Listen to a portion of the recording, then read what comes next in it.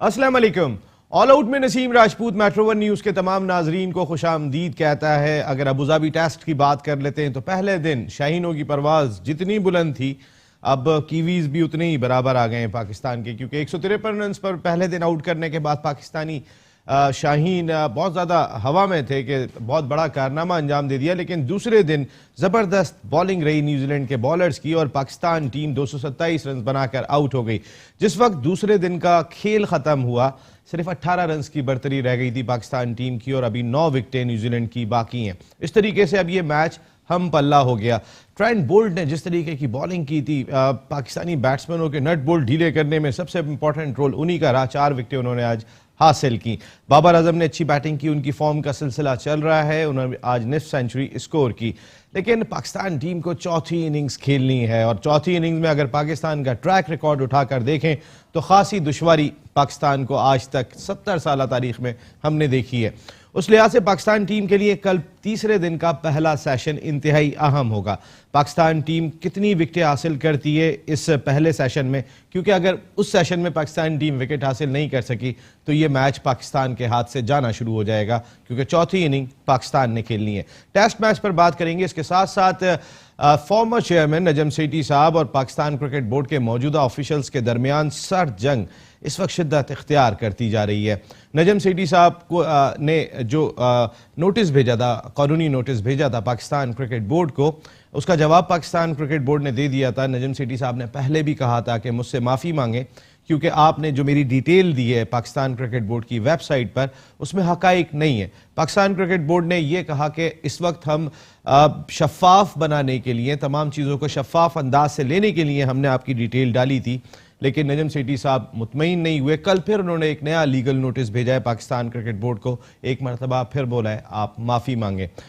ये सर जंग कहाँ जाके ठहरेगी ये तो आने वाला वक्त ही बताएगा। लेकिन पाकिस्तान सुपर लीग जिसके चौथे एडिशन का ड्राफ्ट 2 दिन के बाद यानी 20 तारीख को होने जा रहा है इस्लामाबाद में, असल मसला ही यही है, क्योंकि पिछले 3 सीज़न की हम बात कर लेते हैं तो आज तक ऑडिट रिपोर्ट प्रॉपर तौर पे सामने नहीं आ सकी है और उसकी तहकीकात बाज़ाब्ता तौर पे जारी है। नायला भट्टी जो पाकिस्तान क्रिकेट बोर्ड की डायरेक्टर मार्केटिंग है, प्रोजेक्ट हेड थी पाकिस्तान सुपर लीग की, अब वो भी चंद दिन के लिए रह गई हैं। लेकिन जो कुछ हिसाब किताब पाकिस्तान क्रिकेट बोर्ड ने लेना था वो अब ले चुके हैं। उसके बाद नायला भट्टी भी नहीं रहेंगी। अभी पिछले दिनों में एहसान मानी साहब chairman Pakistan cricket board Karachi में थे, जब उनसे बात की गई उन्होंने कहा कि वो भी ये चाहते हैं कि Pakistan super league under the umbrella of Pakistan cricket board एक अलहदा इदारा हो जो प्रॉपर तौर पर रन किया जा सके।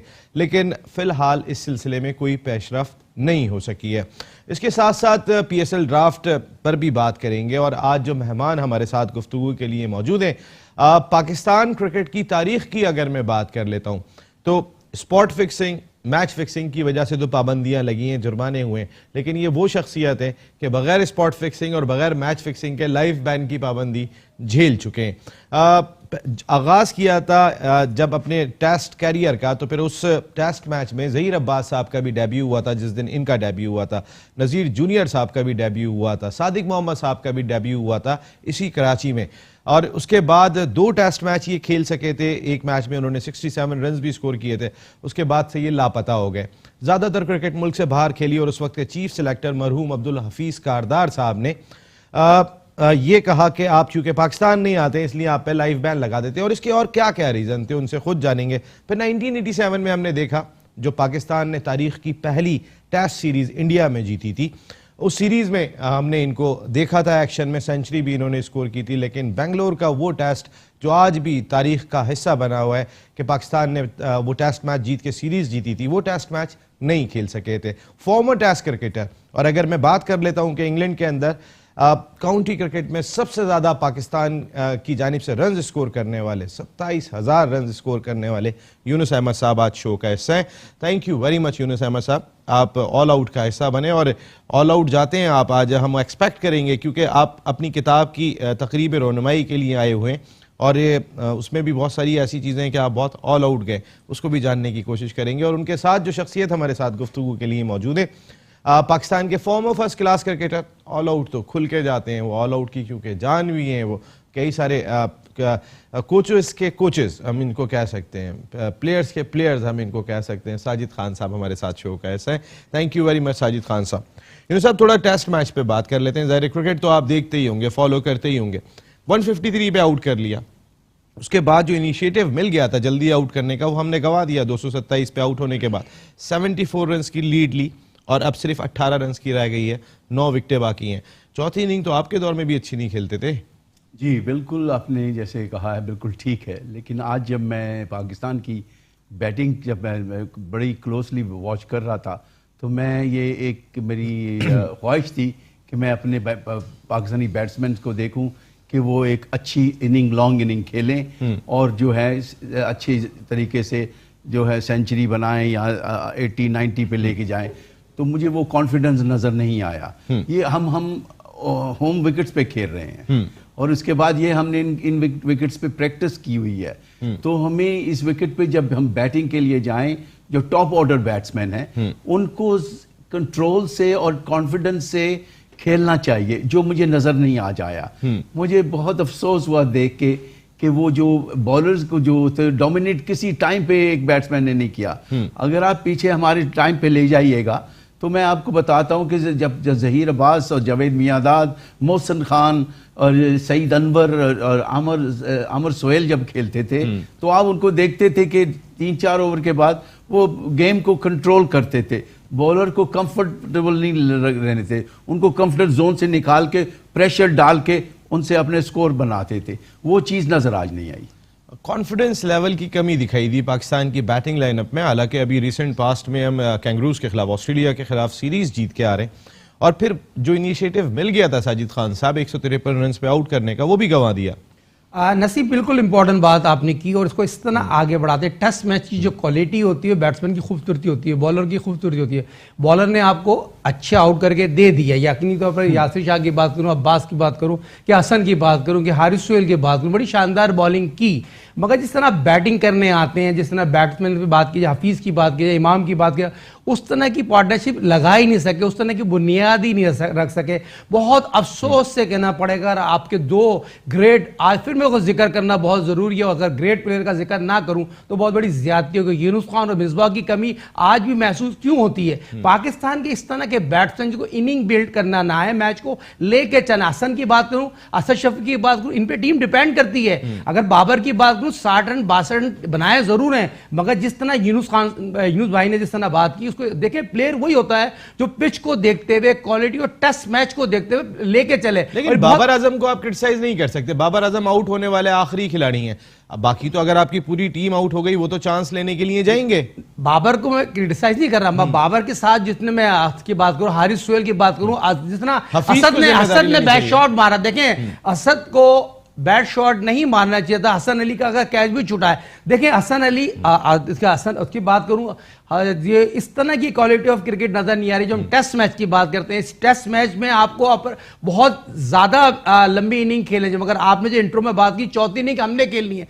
चौथी इनिंग इस पिच को देखते हुए बहुत मुश्किल हो जाएगी। और कल का जो मॉर्निंग डे होता है, 2 घंटे बहुत इंपॉर्टेंट है। क्या पाकिस्तानी बॉलर उस तरह की बॉलिंग करेंगे? क्योंकि इसमें ब्रेक भी हो रहा है, रिवर्स स्विंग भी हो रहा है। आप देखिए, आपके बॉलर ने बहुत अच्छी बॉलिंग की है। अब्बास की बात करूं, हसन अली ने आज भी विकेट लिए, मगर इस तरह की जो बॉलिंग होती है और जिस तरह न्यूजीलैंड अगर इस तरह ग्रिप कर लेगी तो पाकिस्तान बहुत मुश्किलात में आ जाएगी।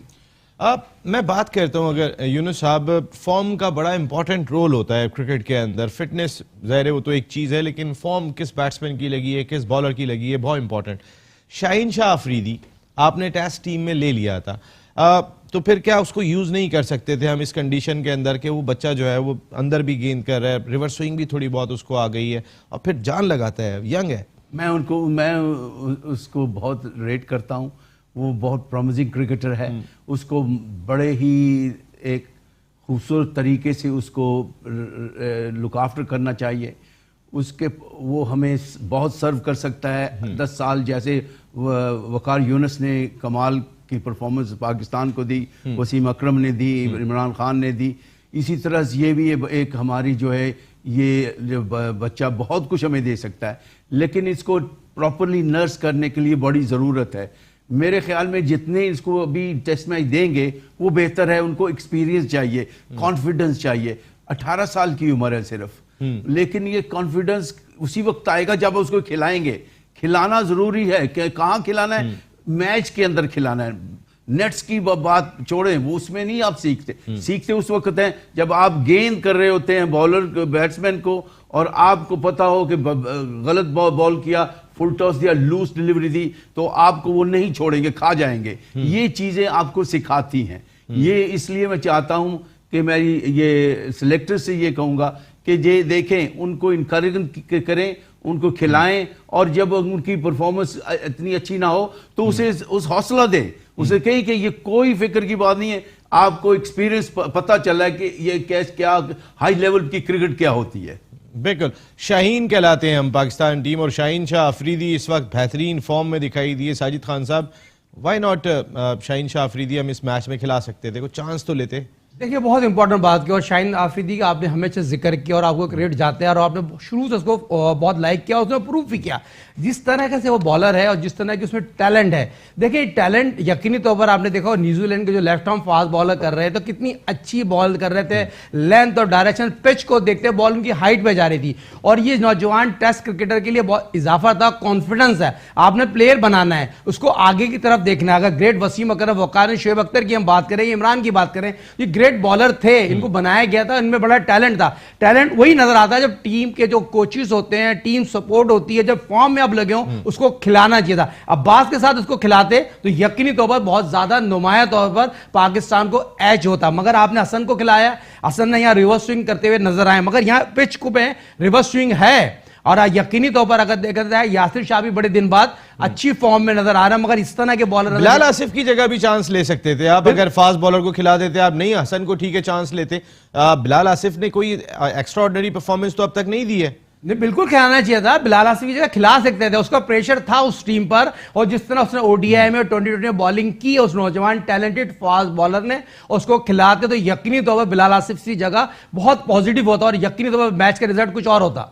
बिल्कुल, हम बात कर रहे हैं इस वक्त अबूधाबी टेस्ट पर, जो अब हम पल्ला हो गया है। दोनों टीमें अब बैलेंस हो चुकी हैं, और बल्कि ये कहा जाए कि कहीं ना कहीं अब न्यूजीलैंड की टीम को थोड़ी सी बढ़तरी हासिल हो गई है, तो बेजा ना होगा। कल पहला सेशन बहुत इंपॉर्टेंट होगा। पाकिस्तान टीम ने अगर 2-3 आउट नहीं किए उस सेशन के अंदर, तो फिर पाकिस्तान टीम इतनी बैकफुट पे चली जाएगी कि शायद फिर फ्रंट फुट पे आना मुश्किल हो जाए। एक ब्रेक ले रहे हैं, ब्रेक के बाद आते हैं। तो जरा यूनुस अहमद साहब आए हुए, बहुत सारी कंट्रोवर्सीज इनके साथ जुड़ी हुई हैं, बहुत सारी बातें हैं जो आज करेंगे ऑल आउट में, और जाएंगे ऑल आउट ब्रेक के बाद। ऑल आउट में एक मरतबा फिर आपको खुशामदीद कहते हैं। बात कर रहे हैं पाकिस्तान क्रिकेट से जुड़े उमूर पर, और जो शख्सियत हमारे साथ गुफ्तगू के लिए मौजूद हैं, तारीख का हिस्सा है, क्योंकि ना स्पॉट फिक्सिंग की ना मैच फिक्सिंग की लाइव बैन लग गया।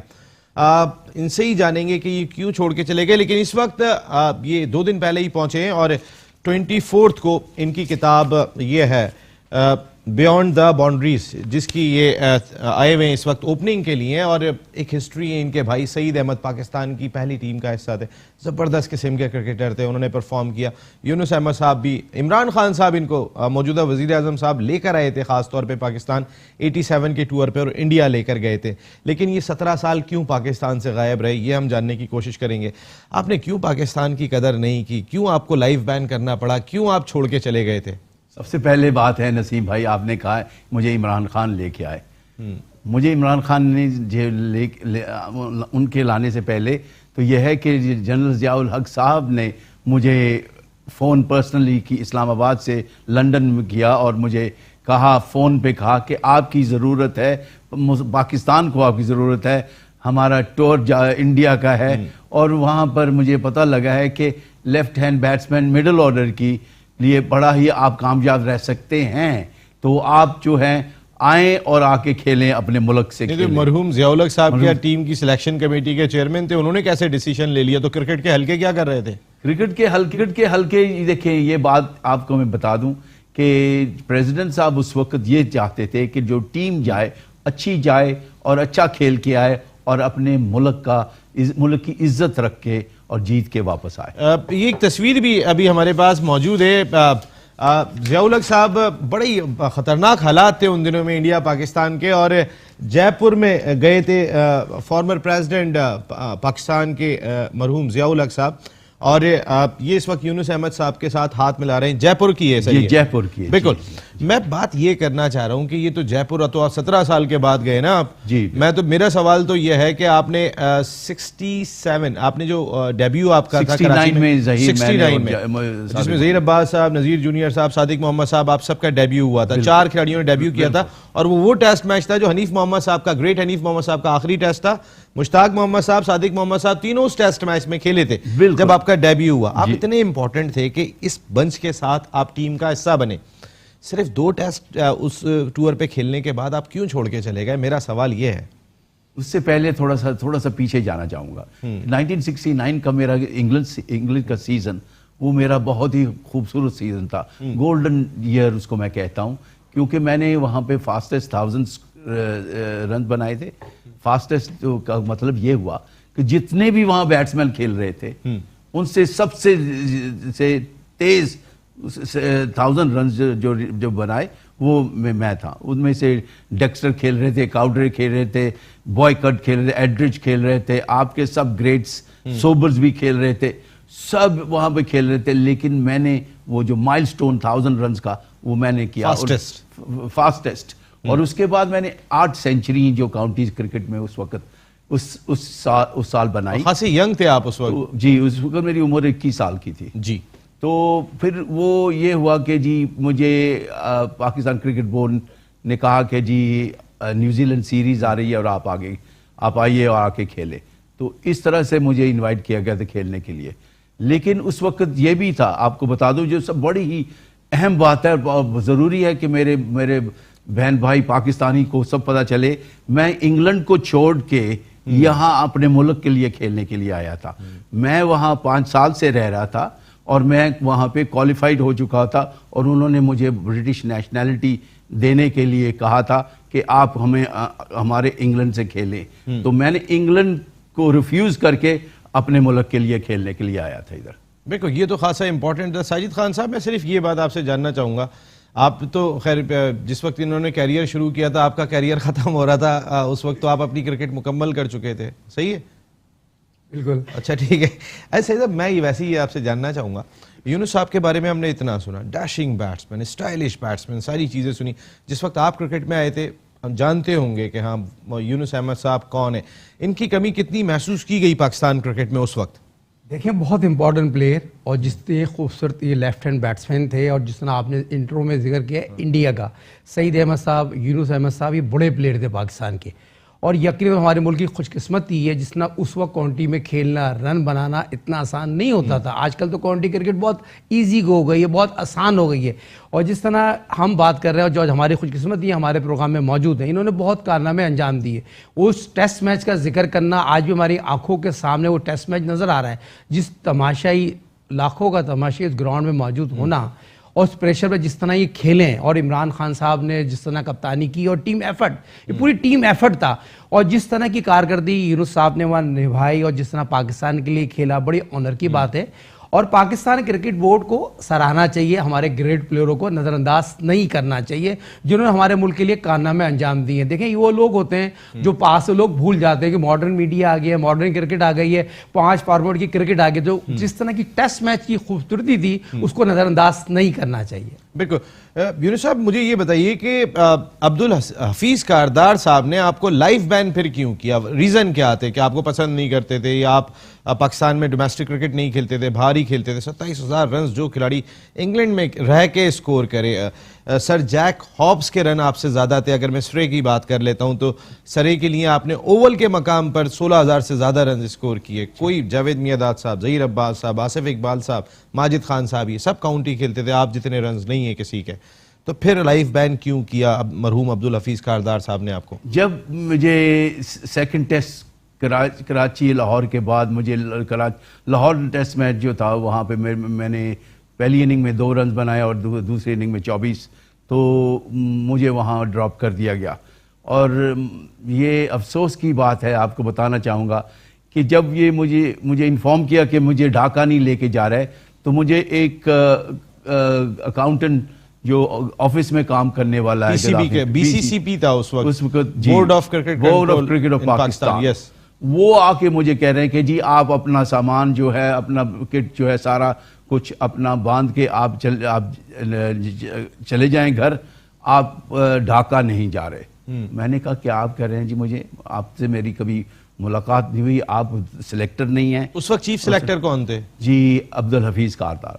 कैप्टन कौन थे? इंतखाब आलम। तो even not captain, not chairman selection committee, किसी ने आपको बताना मुनासिब नहीं समझा? मजे की और आप बात इंग्लैंड से आए थे? इंग्लैंड से आया था। मजे की बात है, इंतखाब मेरे साथ सरे में खेल रहे थे 69 का सीजन। अच्छा। और मेरे साथ 10 साल उसके बाद खेलते रहे हैं।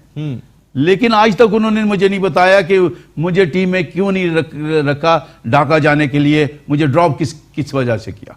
और मैं इंग्लैंड से सारी परफॉर्मेंस इतनी बड़ी करके आया था, इंग्लैंड खिलाने के लिए मुझे तैयार थे, वेस्ट इंडीज ले जाने के लिए जो टूर था उनका। अच्छा, इंग्लैंड की टीम आपको तैयार थी क्योंकि आपके 5 साल पूरे हो गए थे, नेशनलिटी आपको मिल सकती थी, वो वेस्ट इंडीज ले जाने को तैयार थे।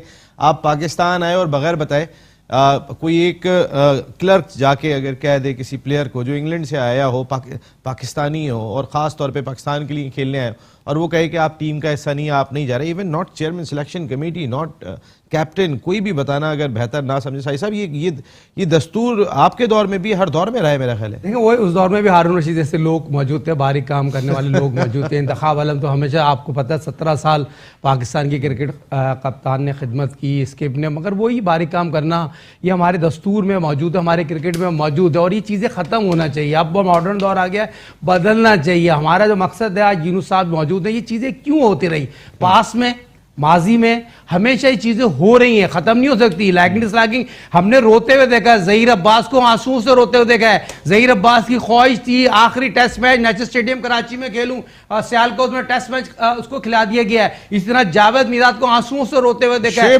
शुएब अख्तर, जीवन शाहिद आफरीदी को आप क्रिकेट बोर्ड ने आखिरी मैच नहीं दिया। ग्रेट शाहिद आफरीदी के साथ ये हुआ, कितने प्लेयरों के साथ, इवन इमरान खान साहब के साथ ये हुआ है। आज मैं ब्रेकिंग कर दूं, 92 वर्ल्ड कप जीता पाकिस्तान 92 वर्ल्ड कप जीतता है। पाकिस्तान के जो खिलाड़ी हैं, जो आज इतने बड़े बड़े प्लेयर बने हुए, इतने बड़े कप्तान बने हुए, ड्रेसिंग रूम में ये बात कहते हुए नजर आए, यार स्किप जो है सारा पैसा जो है अपने अस्पताल में ले जाएगा, हिस्सा मांग लो। इमरान खान की ख्वाहिश थी 92-93 में इंग्लैंड का टूर करने के बाद मैं रिटायरमेंट का फैसला करूंगा। जब इमरान खान ने अपनी कानों से बात सुनी, उसी हुआ कि इमरान खान ने रिटायरमेंट का फैसला कर दिया। तो ये पाकिस्तान क्रिकेट की बोर्ड में, पाकिस्तान के खिलाड़ियों में ये चीजें होती हैं और यहां ये चीजें वाज़ेह तौर पर नजर आ रही हैं। देखिए, इमरान खान साहब ने शौकत खानम हॉस्पिटल की सूरत में जो एक तोहफा दिया है पाकिस्तान को, ये बहुत बड़ा तोहफा है।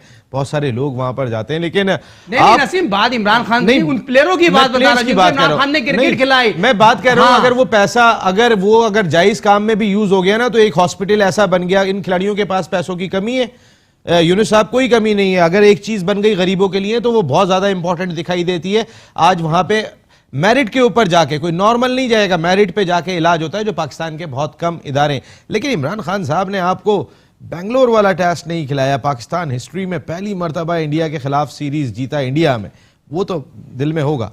जी, पहले मैं आपकी बात जो आपने की है कि क्रिकेटर के पास पैसा बहुत है आजकल, उस पर थोड़ा सा कहना चाहूंगा कि हमारे जमाने में, हमारे टाइम पे तो कोई पैसा नहीं था।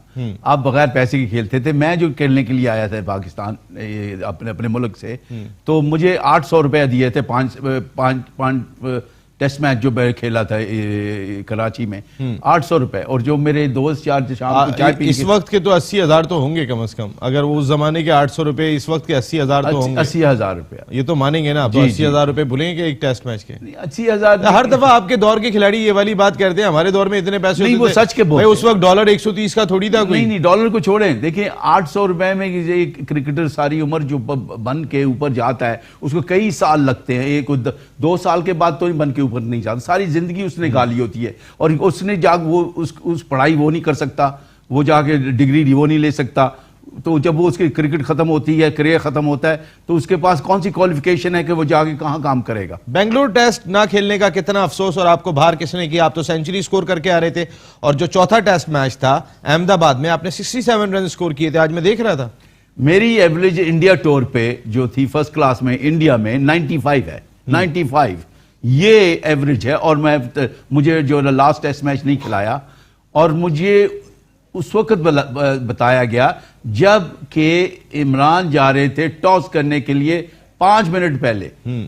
हालांकि ये होता है कि आप शाम को जो टीम मीटिंग होती है उसमें आप सारा बता देते हैं कि प्लान क्या है, कौन खेल रहा है, कौन नहीं खेल रहा, और क्या प्लान है, किसने बैटिंग कौन से नंबर पे करनी है। जिस तरह से 4th टेस्ट मैच में हुआ था अहमदाबाद, क्या हुआ था कि जावेद मियांदाद साहब की बैक खराब हो गई, तो इतने खराब बैक हुई कि वो मूव ही नहीं कर सके बेचारे, वो फर्श पे सोते थे और उनको बिल्कुल बहुत तकलीफ थी।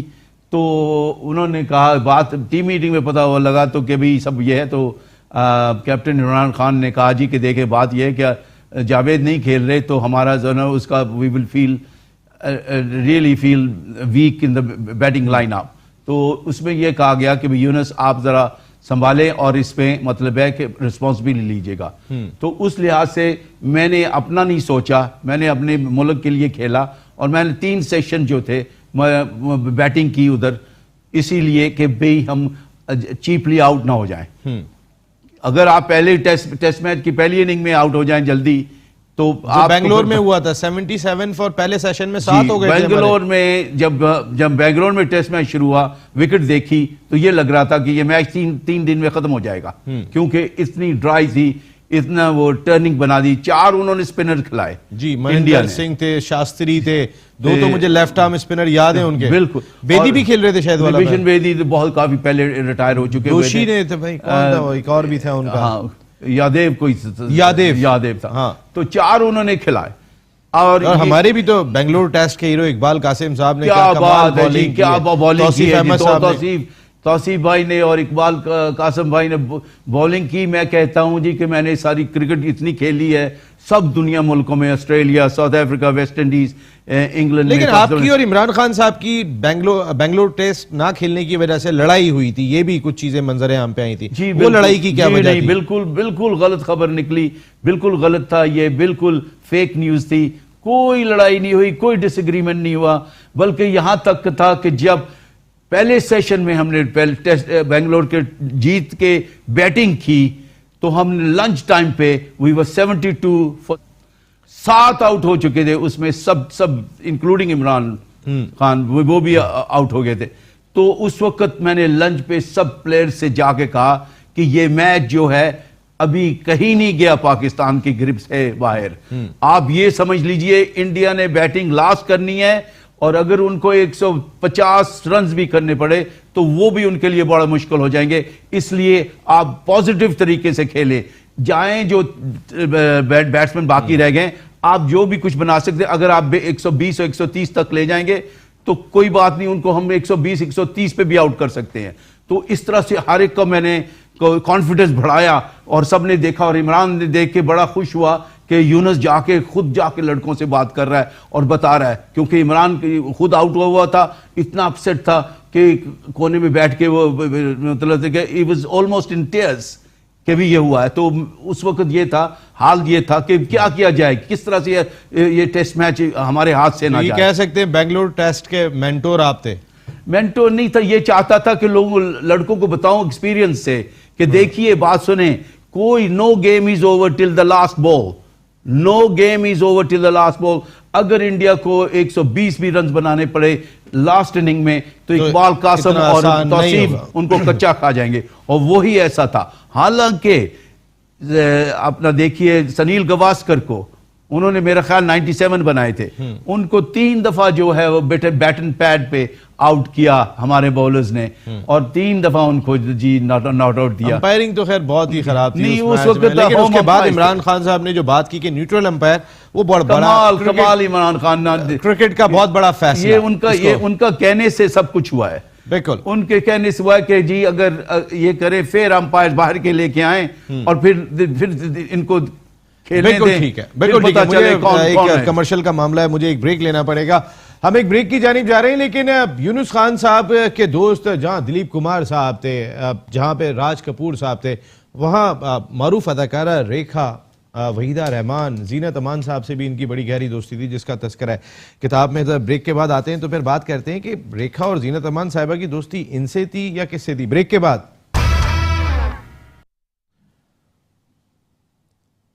ऑल आउट में एक मरतबा फिर आपको खुशामदीद कहते हैं। बात कर रहे हैं खेलों से जुड़े उमूर पर। यूनुस अहमद साहब हमारे साथ यहाँ पर मौजूद हैं और बड़ी दिलचस्प क्रिकेट खेली है उन्होंने पाकिस्तान के लिए। जितने रन इन्होंने स्कोर किए पाकिस्तान की तारीख में कोई बैट्समैन इंग्लिश काउंटी में स्कोर नहीं कर सका। 27,000 रन, लेकिन सिर्फ 4 टेस्ट मैच खेल सके क्योंकि लाइफ बैन इन पर लग गया था, जिसकी वजह से ये चले गए थे।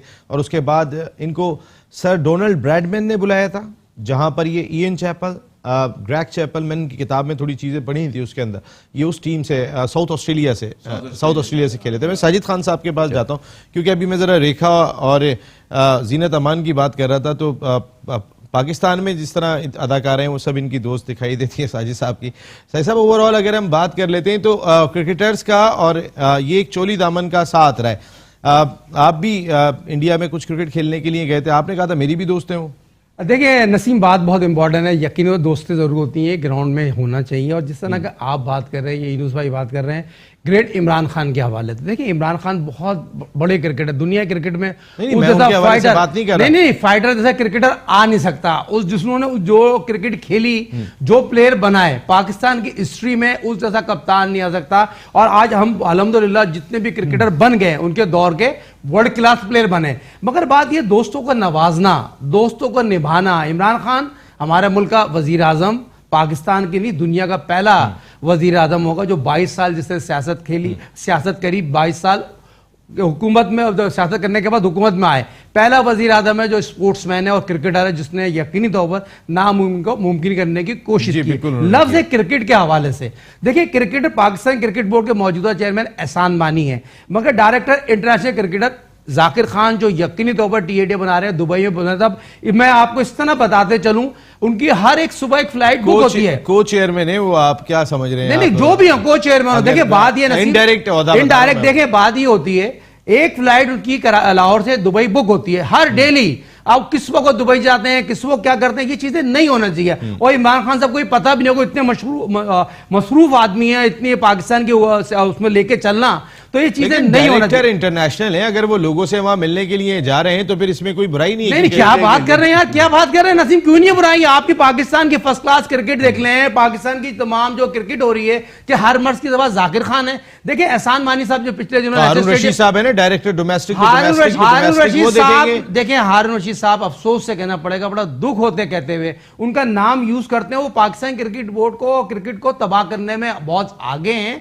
और जिस तरह वो काम कर रहे हैं, पाकिस्तान क्रिकेट टीम भी तबाह करने की कोशिश की, मगर उनको मगर जो मेरे अपने जरिए बात है, पाकिस्तान सुपर लीग में कोई हाथ पांव मारे, कोई ओहदा मिल जाए, मगर उनको नहीं मिलेगा। मगर नसीम बात ये होती है, जिस तरह अभी 2020 की ड्राफ्टिंग की बात हो रही है, जिस तरह देखा जाए नेशनल 2020 होने वाला है, और मगर जिस तरह आजकल जिस तरह सुपर 8 कराची में हो रहा है, बड़े अफसोस से कहना है खिलाड़ी क्रिकेट में नहीं है। और जो पाकिस्तान सुपर लीग 4 एडिशन जो ड्राफ्टिंग हो रही है, वो जो 6ठी टीम है या 5वीं टीम है, उसमें लड़के बड़े परेशान हैं, उनका कहाँ होगा, कहाँ नहीं होगा। पैसा है, मगर नसीब क्रिकेट हक है, उनका हक है, बिल्कुल हक है। अगर पैसे की बात आप कर रहे हैं तो फिर कमाने का हक तो सबको है। आप रुक गए थे कुछ जाकिर खान साहब के नाम पे, कुछ मैं थोड़ा चौंक गए थे। वो चौंक इसलिए गया था कि मैं जब देखा जाकिर खान जब इंडिया टूर पे थे पाकिस्तान टीम के साथ, तो मैंने इनका रोल देखने के लिए ज़रा पूछा था इमरान से कि ये टूर पे एज ए सीम बॉलर आए हुए हैं तो कब खेलेंगे ये। तो कहने लगे कि भी ये खेलेंगे, मतलब इस वक्त विकेट्स जो बनाई हैं वो टर्निंग विकेट्स हैं, तो अभी उनका चांस नहीं बन रहा।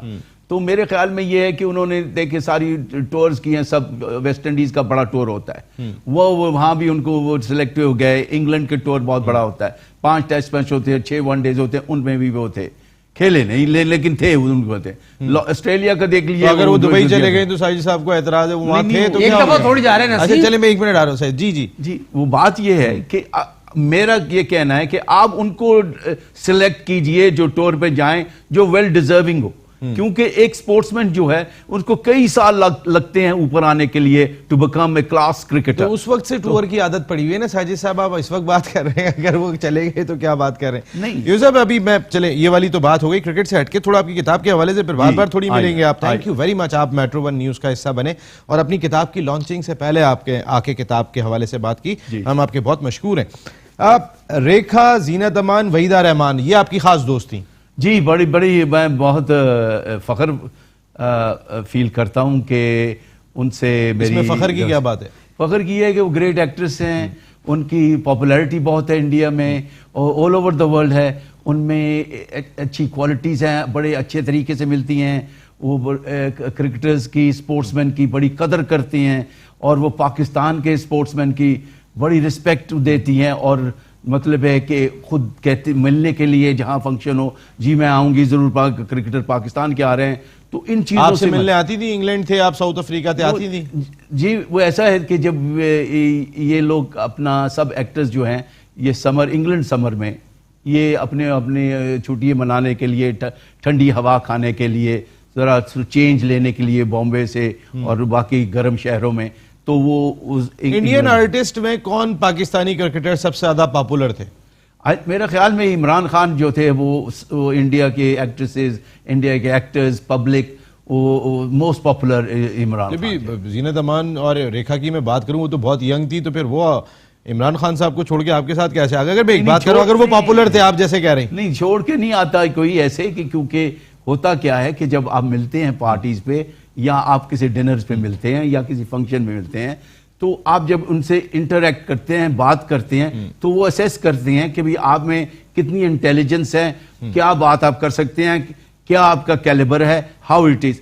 मेरे लिए अट्रैक्शन के लिए थी कि मैं इंग्लैंड में 1965 से रह रहा हूँ और मेरी जो मेरी थिंकिंग और मेरी बात करने का तरीका, वो अंग्रेजी का, इंग्लिश तरीके से चलना करना, जो भी कुछ सब कुछ है, वो मेरे में काफी ज्यादा आ गया था, तो उन लोगों को पसंद था ये चीजें।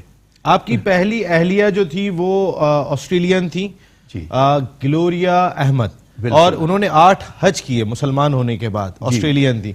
आपकी दूसरी अहलिया कीनिया से उनका ताल्लुक था, वो सिख थी और माशाल्लाह हैं माशाल्लाह, और अभी भी आपके साथ कराची आई हैं। वो आपका खौफ बता रहा है मुझे यहाँ पर, अगर मैं बात करूँ तो फिर बिल्कुल वो देख रही है इस वक्त, देख रही है। अच्छा, नहीं ओवरऑल अगर मैं बात करता हूँ तो 2 आपने मुसलमान हुई, जो माशाल्लाह आपने जो 2 अहलिया आपकी हैं दोनों मुसलमान हुई। जी जी, दोनों मुसलमान हुई। ये ऐसे है कि जब मेरी उनसे मुलाकात हुई, बातें हुई, तो उन्होंने जब मुझे देखा, मेरी क्रिकेट को देखा, मेरी आदत को देखा, उन्होंने मेरे फैमिली को देखा, क्योंकि पेरेंट्स जो थे वो मूव 1967 में, वो पेरेंट्स भी आ गए थे वहाँ पे देखने के लिए कि बेटा सरे से खेल रहा है, चलें देखें कैसे क्या कर रहा है, परफॉर्मेंस देखें, ये करें। तो उन दिनों में जब मैं खेल रहा था, एक मैच खेल रहा था, तो वहाँ पे मुझे मेरे ड्रेसिंग रूम में मैच के बाद एक मैसेज आया कि जी एक लेडी आई हुई हैं बाहर ऑस्ट्रेलिया से, वो आपसे मिलना चाहती हैं। तो मैंने उनसे पूछा, जो ड्रेसिंग रूम अटेंडेंट था, तो उनसे मैंने कहा कि कौन है वो, मैं तो क्या नाम है, किस तरह मुझे जानती हैं? जी उन्होंने कहा है कि आपको नहीं जानती हैं और आपसे मिलना चाहती हैं, आप उनको पसंद आए आज जो आपने परफॉर्मेंस दी है। उस लिहाज से उनको मैं मिला जब, तो उनसे बात हुई, तो उन्होंने कहा कि मैं हॉलीडेज पे ऑस्ट्रेलिया से आई हूँ, क्रिकेट का शौक है और आज आपको देखते हुए खेल मुझे पसंद आया, तो आपसे मिलना चाहती थी। तो मिले, तो उन्होंने कहा कि एक दिन मैं अपने घर डिनर करूंगी, बाकी लोगों को भी बुलाऊंगी, तो ऑस्ट्रेलियंस को भी बुलाऊंगी, तो आप मेरे घर आ जाएंगे डिनर के लिए? तो मैंने कहा जी ज़रूर आ जाऊंगा। तो इस तरह से बात शुरू हुई, इस तरह से दोस्ती हुई। लेकिन अब आपने जो आज नया तस्करा कर दिया है, तो उसके बाद आपको घर ही जाना है। अब अल्लाह करे भाभी नहीं देख रही हूँ तो वो ज्यादा बेहतर है। दोनों मेरी बीवी आपस में नहीं, उनकी तो बात ही नहीं कर रहा, दोनों बीवियों की मैं तो बात कर रहा हूँ। मैं इंडिया चला गया हूँ। आप वो पता है ना उन्हें, वो भी क्या जी उनको सब पता, उन सब का जी। अच्छा चलें, बस तो फिर डरने की क्या बात है? साजिद खान साहब तो बिला वजह डरते रहते हैं जब घर जाते हैं। नहीं नसीम, देखिए बात ये बड़ा इंपॉर्टेंट ध्यान से बात, जावेद मियादाद पिछले दिनों चेयरमैन साहब से मिले, और जिस तरह जावेद मियादाद ने मीडिया से बात करते हुए कहा, और मुझे लगता है ये अपना मोहसिन खान का बारीक काम होते हुए नजर आ रहा है, और हो सकता है जावेद मियादाद को फ्रंट से कोई जिम्मेदारी दे दी जाए, मगर जावेद मियादाद बड़ा प्लेयर हैं। मोहसिन साहब से मिले नहीं, चेयरमैन आए थे। हाँ, मगर मोहसिन साहब का बारीक काम हो गया तकरीबन, जो मेरे अपने जराए बताते हैं, और जावेद मियादाद कहीं फ्रंट पे नजर आएंगे। मगर जावेद मियादाद जिसमें मीडिया से बात करते हैं, मेरे दोस्तों को क्रिटिसाइज करते हैं, नाम तो नहीं लिया, उन्होंने अकेडमियाँ लगाई, मेरे ग्रेट मोइन खान, ग्रेट राशिद लतीफ़, अकेडमी की बड़ी सर्विसेज हैं, उनका कोई नेमल बदल नहीं है, मगर उनको नाम लेना चाहिए। किसको तनकीद कर रहे हैं, किसको निशाना बना रहे हैं? उनकी जैसी सर्विस पाकिस्तान में बहुत कम लोगों को है। राशिद लतीफ़ साबिक कप्तान, मोइन खान साबिक कप्तान, ग्रेट क्रिकेट एबिलिटी है, मगर मुझे समझ में नहीं आ रहा था वो किस प्राइवेट एकेडमियों का जिक्र कर रहे थे, उनको नाम भी लेना चाहिए। मगर इतना तो हम भी जानते हैं, इतनी क्रिकेट हमने भी खेली है, इतनी क्रिकेटों के साथ हम भी बैठे। मगर जावेद मियांदाद साहब को, क्यों ग्रेट जावेद मियांदाद जिस तरह पाकिस्तान क्रिकेट बोर्ड के चेयरमैन साहब से मिलने के बाद जिस तरह मीडिया से बात करते हुए नजर आया, तो मुझे लग रहा है पाकिस्तान क्रिकेट बोर्ड उनको बड़ी अहम जिम्मेदारी दे देगा। और जावेद मियांदाद साहब इस मुल्क का एक बहुत बड़ा नाम है, लेकिन अब मामला ये हो रहा है कि प्रोग्राम खत्म करना है। बिल्कुल यूनुस अहमद साहब, आप ऑल आउट का हिस्सा बने, मेट्रो वन न्यूज आए, कल ही आप पहुंचे और आज हमारे शो का हिस्सा बने। थैंक यू वेरी मच, आपकी आमद का बहुत शुक्रिया। कुछ हमने नरम गरम सवालात आपसे किए and thank you very much. Sajid Khan साहब, आपकी बात ब्रेकिंग हो गई, जो सीईओ साहब वही आ रहे हैं जिसका आपने इंट्रो में जिक्र किया था। एजाज साहब नहीं, जो इस्लामाबाद से इमरान खान के जो जी जी जी जी जी जी वो आने वाला वक्त वो आ रहे हैं, वही संभाल रहे हैं। और ये हमने बहुत पहले बोली थी आपको। और समी बर्नी पाकिस्तान क्रिकेट बोर्ड, वो तो मीडिया संभाल रहे हैं आके। बिल्कुल ये तो पुरानी बात हो गई। यूनुस भाई once again thank you very much. Sajid भाई thank you very much. And Pakistan cricket team, कल पहला सेशन बहुत इंपॉर्टेंट है आपके लिए। कल पहले सेशन में बॉलर्स को बहुत कमाल करना होगा, वरना फिर बैट्समैनों की टांगें कांपते हुए हम देखेंगे तो बिल्कुल अच्छा नहीं लगेगा। नसीम राजपूत अपनी पूरी प्रोडक्शन टीम के साथ चाहता है इधर जिंदगी रही, तो फिर कल रात को 10 बजे आपसे फिर मुलाकात होगी। टिल देन अल्लाह निगहबान।